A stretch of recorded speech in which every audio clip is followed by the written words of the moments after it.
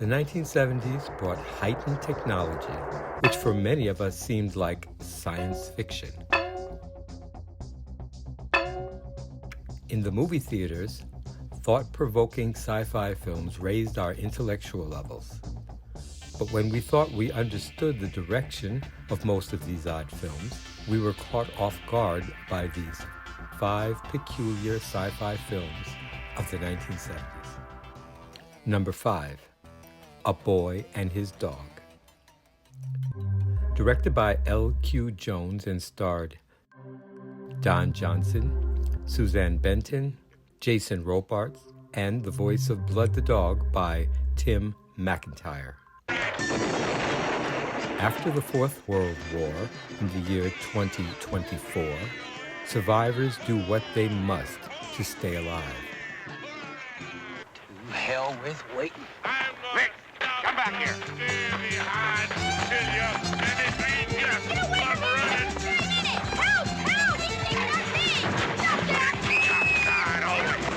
Vic spends his day searching for food while his telepathic dog, Blood, is on the lookout for women for his partner. Right now I'm hungry and I want to get laid. So find me a broad and we'll go to the promised land. That's what you always say. After meeting Quilla, surprisingly, she initiates lovemaking. What's your name? Quilla June Holmes.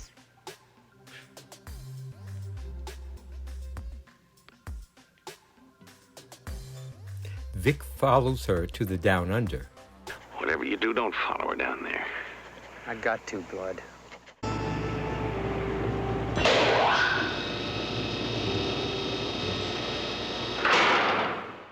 And he thinks these women in need will fulfill all his dreams. See, we've been underground too long. Our women can't get pregnant. Every once in a while, we need new blood. You mean you want me to knock up your broad? You talked me into it. Line them up. You first, honey. Something to help a well-used throat. And be sure to get both parents to sign right here. But the reality he finds is totally unexpected. My everlasting favor. Amen. Number 4, The Omega Man. Directed by Boris Sagal and starring Charlton Heston, Anthony Zerbe, Rosalind Cash, Lincoln Kilpatrick, Paul Koslow, and Eric Lanuvilla. Chemical warfare between Russia and China wiped out most of humanity. Major cities in all parts of the country, New York, Los Angeles, report plague victims falling dead in the streets, in their homes, at their work. Those surviving are light-sensitive, homicidal mutants. Barbarians. You call us barbarians. The only true survivor is Neville, who took an experimental serum that made him immune to the creeping infection. He spends his nights surviving attacks from the mutants who hold him to blame as the last vestige of a society that caused their misery.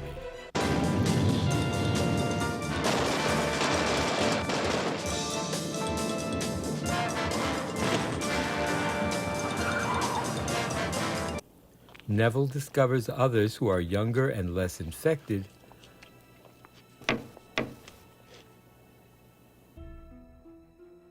This is it. That's all there is.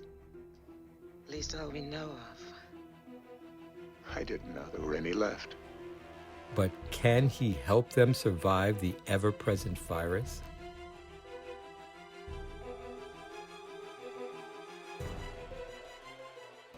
Number 3, The Stepford Wives.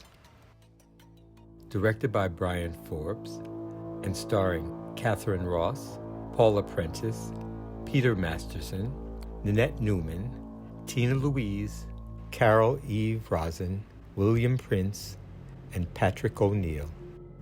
Joanna and her husband, Peter, move into their home in the town of Stepford. Joanna notices how overly devoted most wives are to their housework I like to see my home looking nice. and how happy the wives are with their husbands.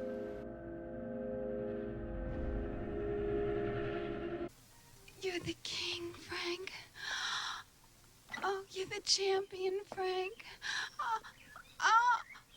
Oh, you're the master. Peter joins the town's men's club, and his mood changes. I was worried. Walter, I love you. But you expect me to be a mind reader.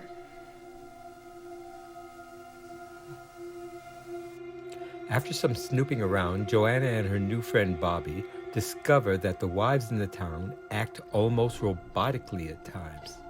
I'll just die if I don't get this recipe.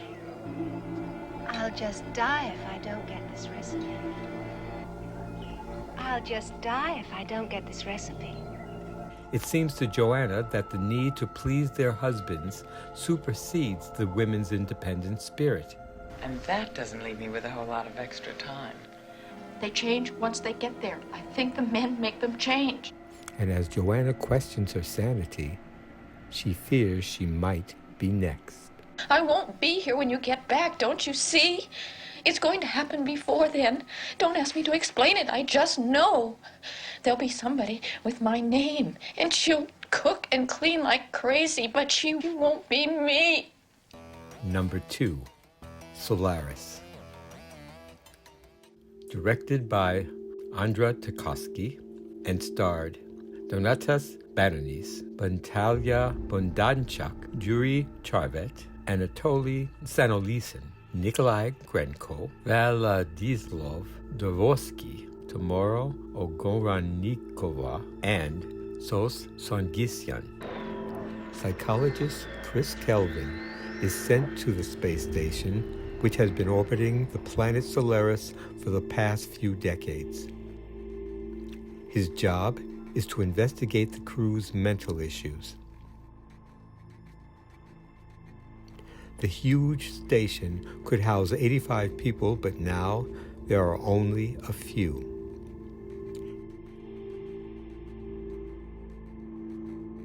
Not only are the 2 remaining cosmonauts distressed, but there are others on the station that should not be there. Слышите вы?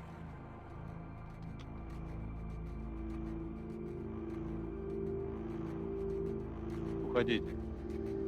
Вы, как я понял, излишне впечатлительны, вам надо привыкнуть. Years ago, when the station scientists began irradiating Solaris's ocean with X-rays, is when the manifestations aboard the station began to appear. Chris listens to a video made by one of the scientists who took his life.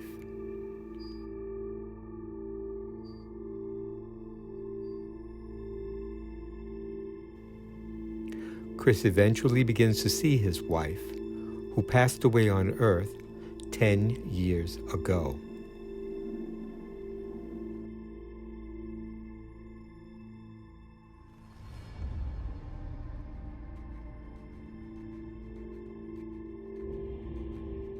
Number 1, Slaughterhouse-Five. Directed by George Roy Hill and starring Michael Sachs, Ron Liebman, Eugene Roche, Sharon Gans, Valerie Perrine, Holly Near, and Perry King. One evening, while middle-aged Billy sits alone in his yard, an alien race abducts him and takes him to the planet Tralfamadore.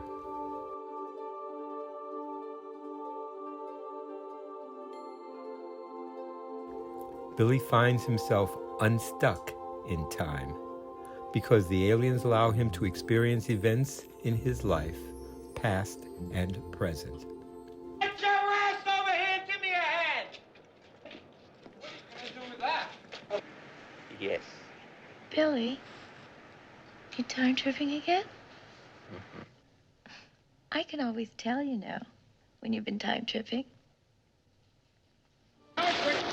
Billy relives his childhood, survival during the Second World War, and humdrum middle-class life while living on the planet Tralfamadore. with movie star Montana.